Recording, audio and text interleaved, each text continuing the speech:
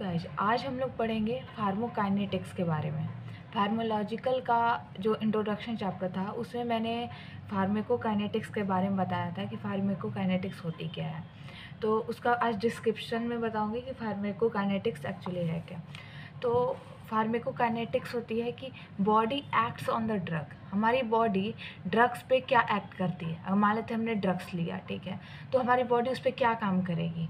तो हमारे बॉडी उसको उसको याद करने के लिए निमोनिक से ADME, ओके, ए से एब्जॉर्प्शन, डी से डिस्ट्रीब्यूशन, एम से मेटाबॉलिज्म, ई से एलिमिनेशन। तो अब यहाँ पे फार्माकोकाइनेटिक्स का मीनिंग समझते हैं। फार्मा मतलब ड्रग्स, काइनेटिक्स मतलब movement, okay. Movement of drug into, with in and out of the body. हमारे शरीर के अंदर उसके और उससे बाहर उसको कैसे आउट की जाती है बॉडी से, ये सारी चीज़ें, इस मूवमेंट को क्या बोलते हैं, pharmacokinetics. All the process drugs molecule across the various barrier. अब है कि अगर कोई भी ड्रग्स मॉलिक्यूल्स है शरीर के अंदर मूवमेंट कर रहा है तो वो कौन कौन सी बैरियर को फेस करेगा। तो फर्स्ट है कि interstitial epithelium cell. Interstitial side में कुछ एपिथेलियम सेल्स होंगे, उनको बैरियर, मतलब मान लेते हैं कि ये सेल हो गया और ये जो यहाँ पे कुछ इंटरस्टिशियल सेल्स होंगे, इसको इस पास करने के लिए इससे एक बैरियर उसको मिलेगा।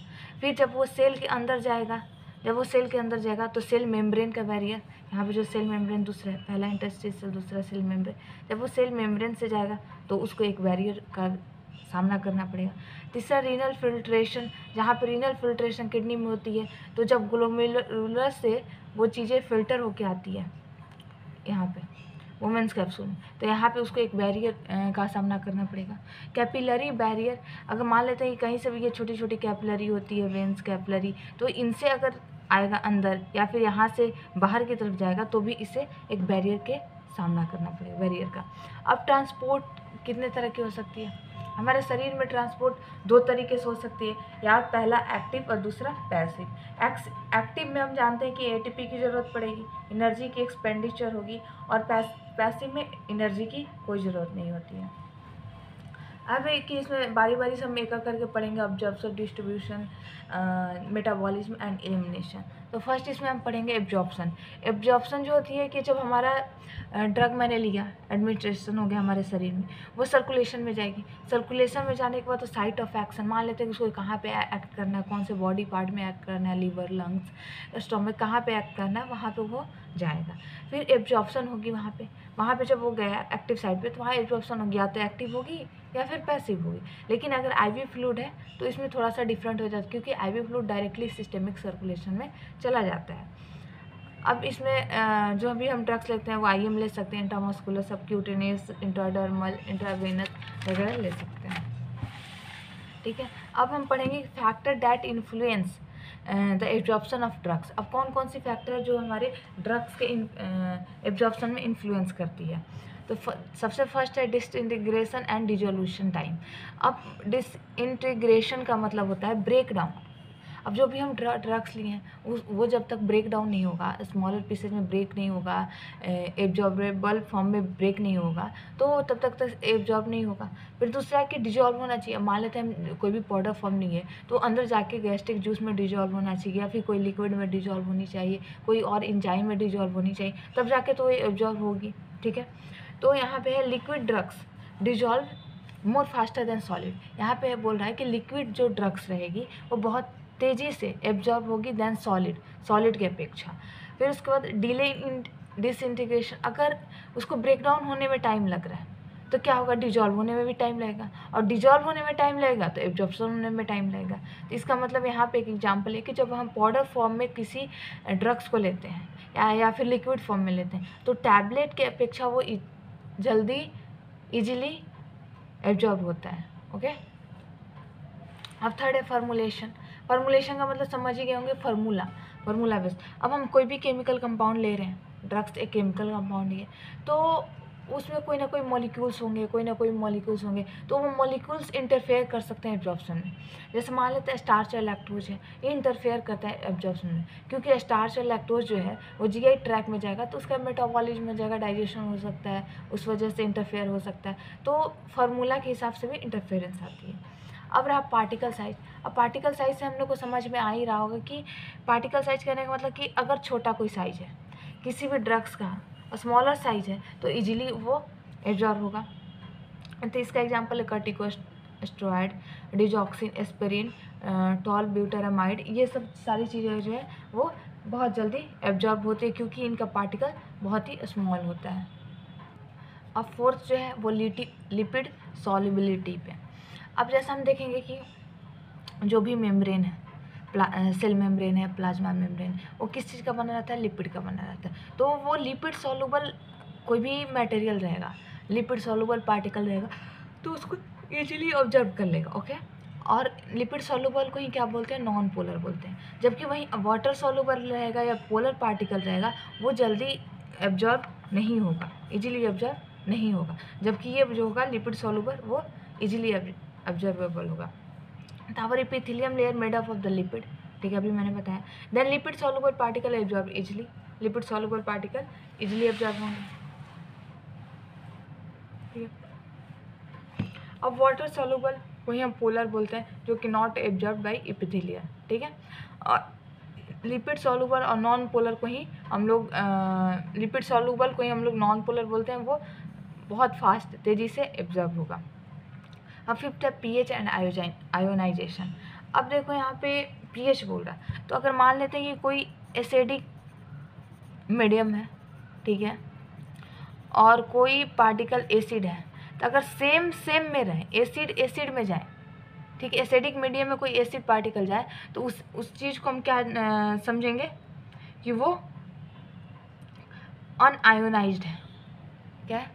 अनआयोनाइज्ड है। तो अनआयोनाइज्ड का होने का मतलब क्या हो गया कि वो नॉन पोलर है। क्या है? Non polar. क्योंकि पोलर रहेगा तभी तो वो आयंस बनाता है ना। कोई भी जैसे मान लेते वाटर है, वाटर एक पोलर मॉलिक्यूल है, तभी तो H+ OH- बनाता है। ओके, तो जब आयोनाइज्ड का मतलब क्या हो गया? पोलर हो गया, और ये ऑब्जर्व पुअरली। अभी मैंने बताया कि जितने भी वाटर सॉल्युबल या फिर पोलर हो वो इजीली ऑब्जर्व नहीं होते हैं। अनआयोनाइज्ड रहेगा, नॉन पोलर रहेगा, लिपिड सॉल्युबल रहेगा, तो वो बहुत फास्ट एब्जॉर्ब होगा, ठीक है। अब nature of medium and drugs same. अगर मीडियम का नेचर और ड्रग्स का नेचर दोनों का सेम रहे, इसका मतलब कि दोनों अगर एसिडिक रहें या फिर दोनों बेसिक रहें तो अनआयोनाइज्ड उसमें होती है। वहाँ पे जो हमारा ड्रग्स है अनआयोनाइज्ड फॉर्म में रहता है और वो बहुत तेज़ी से एब्जॉर्ब होगा, ठीक है। और वहीं अगर हम समझ लेते हैं कि मीडियम डिफरेंट है और ड्रग्स डिफरेंट, मान लेते हैं ये एसिडिक है, ये बेसिक है, ये बेसिक है, ये एसिडिक है, अगर डिफरेंट है तो उस केस में जो ड्रग्स रहेगा और आयोनाइज्ड फॉर्म में रहेगा, यानी पोलर फॉर्म में रहेगा। और अभी हम लोगों ने देखा कि अगर कोई चीज़ पोलर फॉर्म में है तो एब्जॉर्ब पुअरली, वो बहुत ही पुअरली एब्जॉर्ब होगा। ओके, अब जैसे एग्जांपल ले लेते हैं कि मीडियम स्टोमक का क्या रहता है? HCl की वजह से क्या रहता है? एसिडिक रहता है। तो उसमें अगर ड्रग्स लेते हैं, एस्पिरिन, बारब्यूरेट्स लेते हैं, वो भी एसिडिक फॉर्म में, तो स्टोमक में ये बहुत तेज़ी से एब्जॉर्ब होगा। समझ में आई बात? ये भी एसिडिक फॉर्म में। वहीं अगर मीडियम इंटेस्टाइन लेते हैं, अल्कलाइन है, बेसिक है, और ड्रग्स लेते हैं पैथिडीन, इफिफ्रेडीन, तो क्या होगा? ये भी अल्कलाइन है। तो दोनों अल्कलाइन मीडियम, तो इंटेस्टाइन में बहुत तेज़ी से ऑब्जॉर्व होगा, फास्ट ऑब्जॉर्प्शन होगी इंटेस्टाइन में। ओके, ये भी एग्जाम्पल है, ये भी एसिडिक, ये भी एसिडिक, तो स्टोमक में बहुत फास्ट एब्जॉर्प्शन होगा। ये इंटेस्टाइन में अल्कलाइन और ये दोनों ड्रग्स भी अल्कलाइन है, तो यहाँ पे इंटेस्टाइन में इसकी फास्ट एब्जॉर्प्शन होगी। अब जैसे अब देख लेते हैं कि अगर स्ट्रॉन्ग एसिड और स्ट्रॉन्ग बेस रहा तो हाईली आयोनाइज्ड होता है। आयोनाइज्ड का मतलब हम समझ लेते हैं पोलर, ठीक है। तो हाईली आयोनाइज्ड होने की वजह से क्या होता है? पुअरली ऑब्जॉर्ब होता है। जितना ही वीक एसिड, वीक बेस रहेगा उतना ही तेज़ी से वेल ऑब्जॉर्ब होगा, ठीक है। जितना ही वीक एसिड और वीक बेस रहेगा उतना ही तेज़ी से ऑब्जॉर्ब होगा। जितना ही स्ट्रॉन्ग एसिड और स्ट्रॉन्ग बेस रहेगा उतना ही धीरे उसका एब्जॉर्प्शन होगा, ठीक है। आगे देखते हैं। अब छठा किस चीज़ पर डिपेंड कर रहा है? Area and vascularity of absorption surface. अब एरिया पे और वैस्कुलरिटी पे। एरिया मतलब कि सरफेस एरिया, ठीक है, सरफेस एरिया। अब वैस्कुलरिटी का मतलब हो गया वेसल्स, कैपिलरी, आर्टरी, वेंस, जो भी वेसल्स हो गए, ठीक है। अब एरिया सबसे ज़्यादा कहाँ होता है एब्जॉर्प्शन का? इंटेस्टाइन में होती है, ठीक है। तो अगर लार्ज सरफेस एरिया है और मोर वैस्कुलर, कैपिलरी वहाँ पे जाता है तो वहाँ पे बेटर ऑब्जॉर्प्शन होगी। ओके, वहीं लार्ज सरफेस एरिया कहाँ पे, due to villi in the small intestine, small intestine में विलाई की वजह से वहाँ लार्ज सरफेस एरिया होता है, और लार्ज सरफेस एरिया होने की वजह से वहाँ पे ड्रग का एब्जॉर्प्शन बहुत ज़्यादा होता है। ठीक है, अगर कोई पूछे कि सबसे ज़्यादा ड्रग का एब्जॉर्प्शन कहाँ होता है तो स्मॉल इंटेस्टाइन, क्योंकि वहाँ पे लार्ज सरफेस एरिया है, और वहाँ पे जो ल्यूटियल वगैरह बनते हैं विलाई के चारों तरफ, यहाँ पे सारे ये कैपिलरी रहते हैं, तो यहाँ पे वैस्कुलरिटी भी ज़्यादा है, वेसल्स भी ज़्यादा है। ठीक है, ये है विलाई। ठीक है, अब हम देखते हैं 7th, गैस्ट्रो इंटेस्टाइनल मोटिलिटी। अब जीआई ट्रैक में मोटिलिटी पे डिपेंड करता है। अगर मान लेते हैं गैस्ट्रिक इम्पटी का मतलब होता है कि हम कोई ड्रग्स लिए, ठीक है, हम यहाँ पे कोई ना कोई ड्रग्स लिए, अंदर ओरली लिए या फिर सबलिंगुअली कैसे भी लिए, जो कि जीआई ट्रैक में जा रहा है। जब जीआई ट्रैक में जाएगा वो स्टोमक में जाएगा, स्टोमक में जाएगा। अगर स्टोमक में जाके वो जितना जल्दी जाके शिफ्ट हो जाए स्मॉल इंटेस्टाइन में, और जितना जल्दी यहाँ स्मॉल इंटेस्टाइन में आ जाए, ठीक है, अगर मान लेते हैं हमने कोई ड्रग्स लिया, ठीक है, यहाँ पे हमने ड्रग्स लिया, वो स्टोमक में गया, कहाँ गया, स्टोमक में गया, फिर वो जितना जल्दी जब वो खाली होकर इंटेस्टाइन में पास करेगा, ठीक है, तो उससे बोलते हैं गैस्ट्रिक इम्पटी।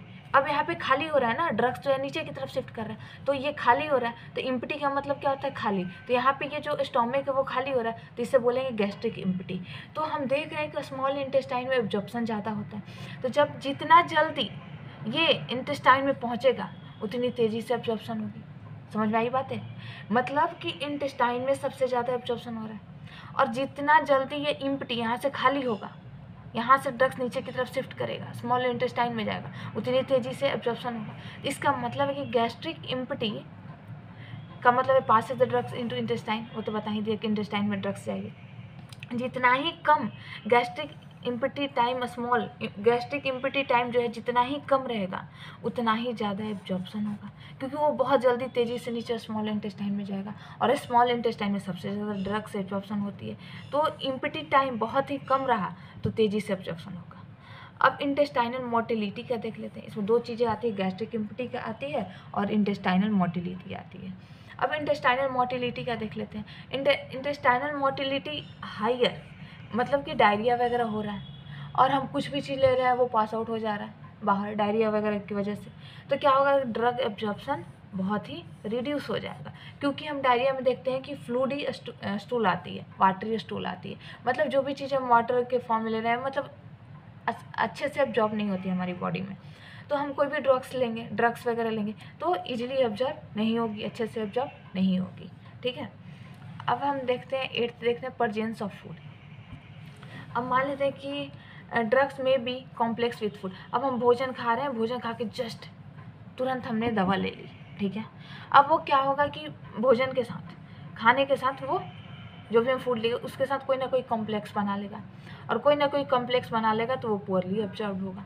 ठीक है, क्योंकि जितना सिंपल फॉर्म में कोई चीज़ रहती है उतना ही तेज़ी से एब्जॉर्प्शन होता है, तो फिर वो कॉम्प्लेक्स बन जाएगा। जैसे टेट्रासाइलिन है, टेट्रासाइलिन चिलेट में कैल्शियम 2+ प्रेजेंट होता है फूड में, तो इसकी एब्जॉर्प्शन रिड्यूस हो जाती है इसकी वजह से, कैल्शियम की वजह से। ठीक है, अब आती है मेटाबॉलिज्म। हम मेटाबॉलिज्म में आपको एक चीज़ समझ में दी, सम ड्रग्स में be degraded in stomach. Metabolism में क्या होता है ना कि अगर मान लेते हैं हमारी बॉडी को वो चीज़ें नहीं चाहिए, जो भी हम ड्रग्स लिए हैं वो नहीं चाहिए, तो हमारी बॉडी क्या करती है ना कि उसकी मेटाबॉलिज्म कर देती है, लीवर वगैरह में जाके तोड़ देगी, या फिर स्टोमक में जाकर वो डिग्रेड हो जाती है, टूट जाती है, जिसकी वजह से उसकी मतलब एंजाइम की जो ड्रग्स की इफेक्टिव वर्क है वो रिड्यूस हो जाती है, उसकी एब्जॉर्प्शन रिड्यूस हो जाती है।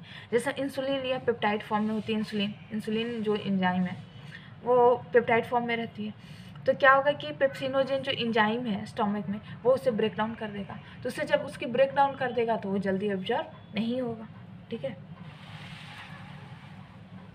अब यहाँ देखते हैं कि डिजीज हमारा क्या इफेक्ट डालता है। ठीक है, अब मान लेते हैं कि हमें किस तरह की बीमारी है जिसे मैल ऑब्जॉर्प्शन हो रहा है, माल ऑब्जॉर्प्शन है, मतलब एब्जॉर्प्शन सही से नहीं हो रहा है हमारे शरीर में, कोई स्टोमक और स्मॉल इंटेस्टाइन में कोई ऐसी बीमारी है जिसकी वजह से एब्जॉर्प्शन सही से नहीं हो रहा है, तो कोई भी ड्रग का एब्जॉर्प्शन सही से नहीं होगा, वो ड्रग इजीली एब्जॉर्ब नहीं होगा।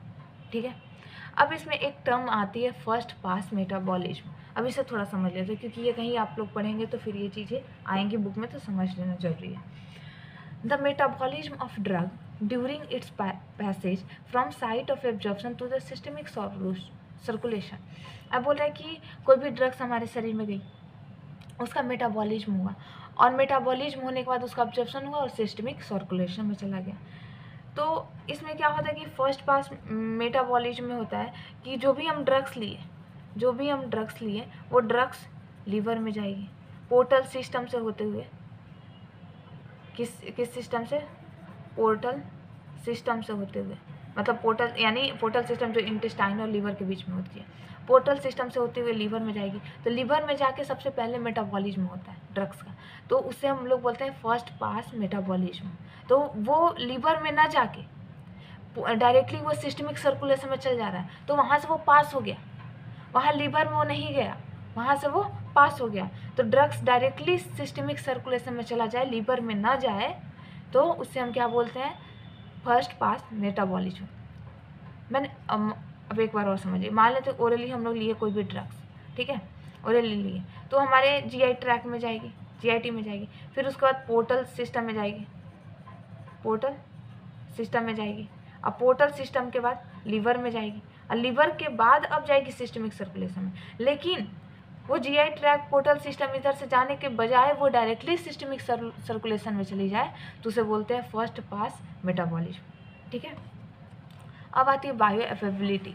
बायो अवेबिलिटी होती है कि हमारे शरीर में एक्चुअली जितना हमने ड्रग्स लिया, एक्चुअल हमें कितना उससे रिजल्ट मिला, मतलब कितना वो हमारे एक्शन साइट पे ड्रग्स का अमाउंट पहुंचा, कितना पोर्शन, कितना फ्रैक्शन उस ड्रग्स का सिस्टमिक सर्कुलेशन के थ्रू उस साइट पे पहुंचा जहाँ पे उसे एक्शन करनी थी। मान लेते हमने 100 mg का ले लिया कोई भी ड्रग्स, और एक्शन साइट पे सिर्फ और सिर्फ 80 mg पहुँच रहा है, तो हमारे लिए वो 80% बायो अवेबिलिटी हुई। 100 mg का लिया था हम लोगों ने, और सिर्फ एक्शन साइट पे 80 mg पहुँच रहा है, तो वो सिर्फ 80% पहुँच रहा है ना हमें एक्शन देने के लिए, तो बायो अवेबिलिटी कितनी हो गई उस ड्रग्स की? 80% हो गई। तो fraction of drugs reached to the systemic circulation following administration of any route. अगर हम किसी भी रूट के थ्रू ले लेते हैं, आईएम लेते हैं, आईवी लेते हैं, इंट्राडर्मल सबक्यूटेनियस, कुछ भी लेते हैं किसी भी रूट के थ्रू, लेकिन वो सिस्टमिक सॉल्यूशन में उसका कितना फ्रैक्शन, कितना पार्ट उस ड्रग का सिस्टमिक सर्कुलेशन में जा रहा है, उस चीज़ को बोलते हैं बायो अवेबिलिटी। जैसे अब यहाँ ले लिए एक एग्जाम्पल समझिए कि 100 mg का कोई ड्रग्स है, यानी 100%, 80 mg पोर्टल सर्कुलेशन हम ओरली ले रहे हैं, ओरली लेने के बाद वो पोर्टल सर्कुलेशन में जा रहा है 80%, कहीं ना कहीं वो मेटाबॉलिज्म बीच में हो गया 20%, ओके। और 10 mg जो है लीवर उसको मेटाबोलाइज कर दे रहा है, तो बचा कितना? 70 mg। 20 mg अब जा रहा है सिस्टमिक सर्कुलेशन में, यानी उसका सिस्टमिक सर्कुलेशन कितना जा रहा है? 20 mg, 20%। इसका मतलब सिर्फ और सिर्फ 20% बायो अवेबिलिटी है उस ड्रग्स की, ठीक है। मतलब वो सिर्फ हम कितना भी लेंगे उसका 20% हमारे बॉडी में एक्ट करेगा। अब जैसे हम इंट्रावेनस लेते हैं उसका 100% बायो अवेबिलिटी होती है, ठीक है। कोलोटेट्रासाइलिन लेते हैं 30%, क्लोरोक्विन लेते हैं 80%, और डाइजेपैम लेते हैं वो 100%। अब कुछ ये एग्जाम्पल थे जो कि याद रखना हो तो याद रख लीजिएगा आप लोग।